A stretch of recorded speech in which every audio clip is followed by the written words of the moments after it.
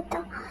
আজকে আমি নতুন একটা রেসিপি নিয়ে চলে এসেছি সকালের জলখাবারের জন্য কিংবা বিকালের নাস্তাও খুব ভালো একটা রেসিপি, ডিম টোস্ট কীভাবে বানাতে হয়। চলো তাহলে রেসিপিটা শুরু করা যায়। এখানে আমি পাউরুটিগুলোকে ভালো করে কেটে নিচ্ছি, লম্বা লম্বা করে তিনটে ভাগ করে নিচ্ছি।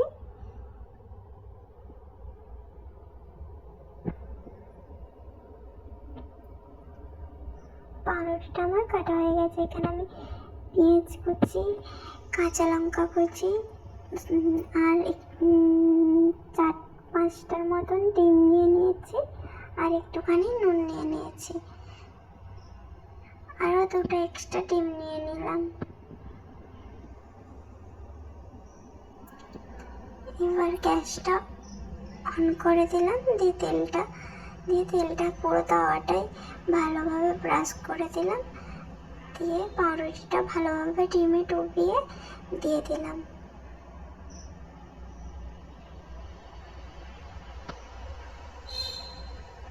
আর উপর থেকে পেঁয়াজগুলো একটু একটু করে দিয়ে দিলাম, পেঁয়াজ আর কাঁচা লঙ্কা কুচি দিয়ে ভালোভাবে চেপে চেপে ভেজে নেব। এবার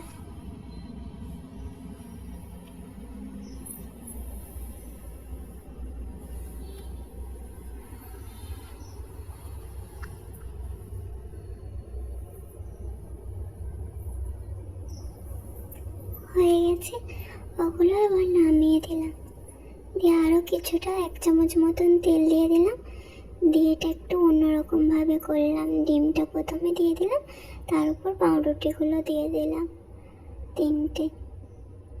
এটা তুলে আরও কিছুটা ডিম দিয়ে দিলাম, দিয়ে নিচের দিকে আবার পাউরুটিটাকে বসিয়ে দিলাম, দিয়ে ভাগ করে নিলাম।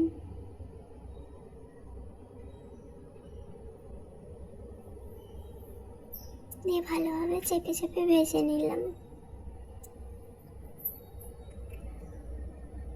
আর 1 চামচ তেল দিয়ে দিলাম, দিয়ে ভালোভাবে ব্রাশ করে নিলাম তাওয়াটা, দিয়ে ডিমটাকে ভালো করে ডুবিয়ে পাউরুটিটা ভালোভাবে ডিমে ডুবিয়ে দিয়ে দিলাম, আর উপর থেকে পেঁয়াজ কুচি, কাঁচা লঙ্কা কুচিগুলো দিয়ে দিলাম।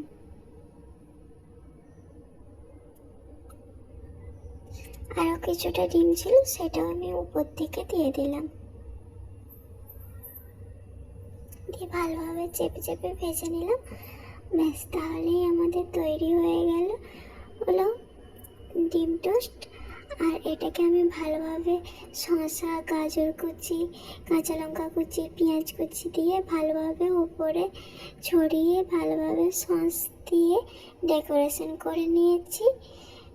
তোমাদের এই ডিমের টোস্টটা কেমন লাগলো প্লিজ কমেন্ট করে জানাবে। আর তোমরা কিন্তু এরকমভাবে বাড়িতে রেসিপিটা বানিয়ে দেখো, খুব ভালো লাগবে। আর তোমাদের যদি এই রেসিপিটা ভালো লেগে থাকে তাহলে প্লিজ এই চ্যানেলটাকে সাবস্ক্রাইব করে দিও, আর একটা লাইক আর একটা কমেন্ট করে দিও।